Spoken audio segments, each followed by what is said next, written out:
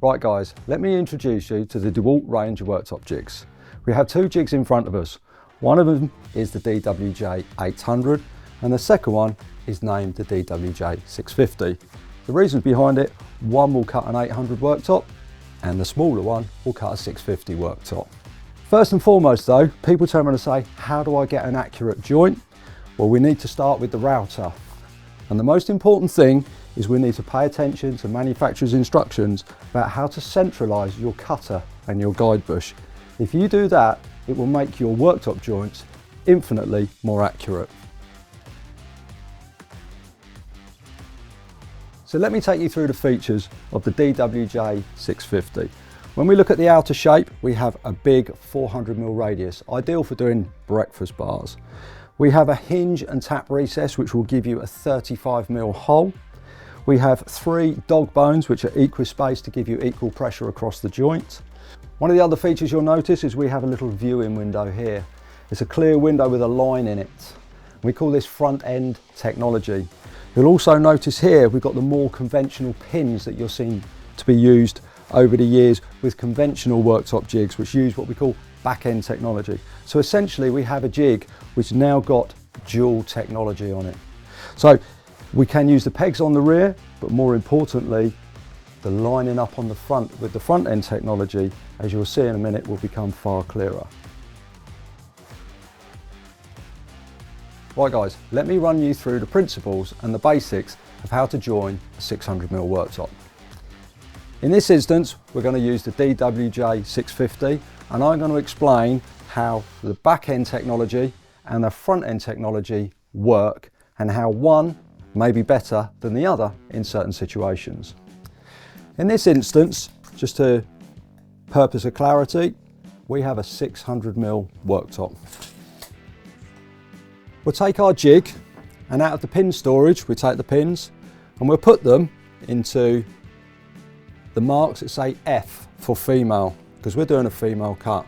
So we'll put them in F for 90. Our pin here, we want to put into the 600mm because we're doing a 600mm joint. We literally lift it onto the workpiece, we slide these pegs so they touch, and it goes across so the back end touches. And when we focus on the window, we can prove that we are exactly 600mm. However, if we're in a situation where this worktop is slightly shorter because the walls are out and we've had to scribe it in, then this peg will be off. So we've got a second line here, and as you can see, if we've cut a lot off the worktop, I can literally line it up and I do not have to worry about anything to do back here. So in certain situations, front end technology is the only way and the only thing to use to get an accurate joint. Having made the female cut, we now need to make the opposing cut on the worktop joint, which we call the male cut. Very, very simple to do. Take the pegs out, we flip the jig over, and on the back of the jig, there's 2 holes marked M90, M for male. Push the pegs in, push them down tight. We push the pegs up to the front edge, which holds the jig square. We slide it across and we'll trim it accordingly. We clamp it down and make the cut. However, on all jigs, there's an element of flex. In order to lose that flex, we take an offcut of the same thickness of worktop, we put it underneath the edge of the jig, and as you can see, guarantees no flex, maintaining your joint accuracy. Now we've successfully cut our worktop joint, we need to concentrate on machining the bolt holes. Could not be simpler. We will literally spin the jig round, take our pegs, put them in the holes marked B for bolts, slide it up to the front end, position them, clamp it in place and machine accordingly. Another feature you'll find on this jig is the hinge or tap recess hole. Very, very simple to use. Literally put the pegs in and that gives you the perfect position off the edge of the worktop. We've got cross lines here so we can slide it across and align it perfectly. Now if you look closely, it might look as though the hole is gone off the edge of the wood. But when we look and we understand the diameter difference between the guide bush and the cutter, It's mathematically worked out to be perfect to the right centre line for kitchen hinges to work. One nice little feature of this jig is at the end of the day, instead of throwing these pins, which are crucial to your accuracy and for the fundamental working of the jig, instead of throwing them in a bag, we've got storage within the jig. So you know when you put them away, you'll know they'll be safe and you'll find them the next time you need them. Let's discuss the features of the DWJ 800 worktop jig. On the outer shape, we have various features. We have a 40mm radius, ideal for softening wooden worktops. On this corner, we have a 100mm radius. On this corner, we have a 45° going into a flat, which is ideal for breakfast bars. And equally, we have the same radius as on the smaller jig, the big 400, again, ideal for breakfast bars. We have a hinge tap recess, which gives you a perfect 35mm hole. We have recessed clamp slots, so we can clamp it down with the track saw clamp so it's not in the way of your router base. We have equispaced 3 dog bone holes, giving us equal clamping pressure across the joints. We have our pin storage, so at the end of the day you have somewhere to put your pins. On here too, we also have dual technology. We have the vision window at the front and we have the conventional pins on the back. On this one though, in conjunction with the cams, we can have a 3mm, a 5mm, a 10mm, a 24 and even a 35mm inset, giving you all the flexibility you will need. One of the really nice features about the DWJ 800 jig is the ability for end users to choose the size joint they want. Depending on the worktops you use, whether it's polymer resin, whether it's square edged oak, it could be 2mm ABS chipboard where you want a very small joint. You have the ability to choose between 35, 24, 10, 5 or even as small as 3mm. Once you've decided what joint size you want and what corresponding cam you're going to use, make sure you use the window and adjust it to the corresponding line. If you want a 35mm joint, we line with a 35, 24, 10, 5 or even 3. Let me take you through the basic principles of doing a 600mm worktop joint using the DWJ 800.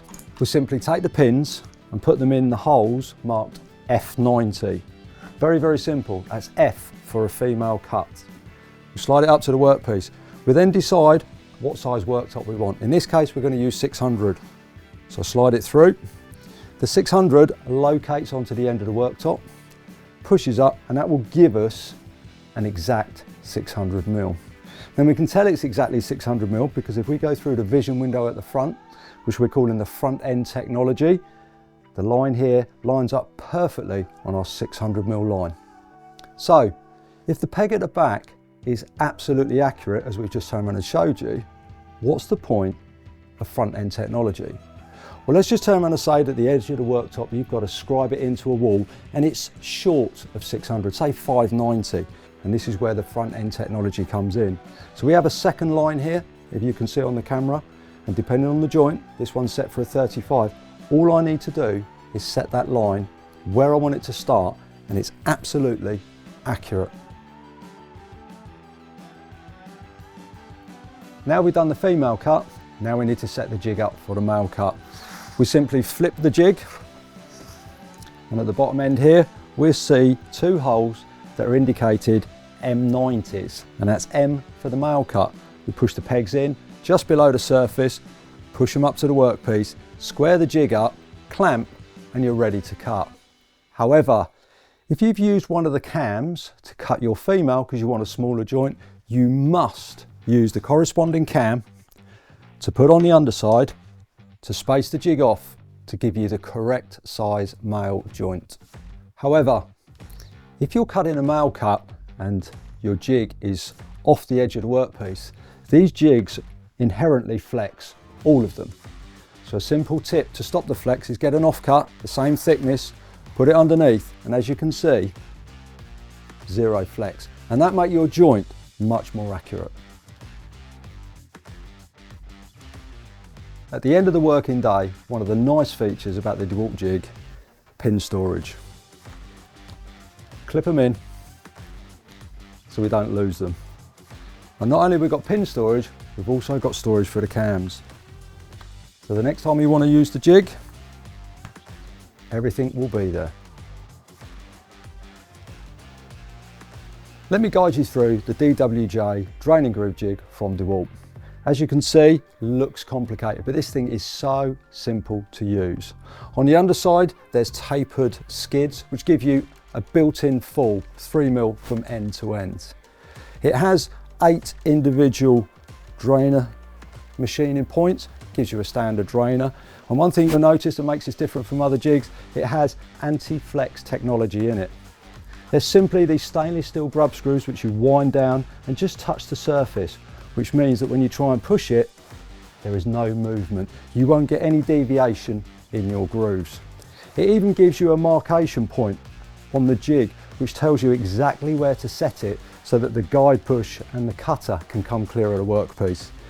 Very, very simple. We can clamp it to the workpiece, and once we've clamped it, we simply pick up our router with the 30mm guide bush, with the choice of cutter depending on what shape, on what style of drainer groove we want to do. We put it in, we put it into plunge, and we literally machine up the groove and back. Repeat this 8 times to give you a beautiful drainer.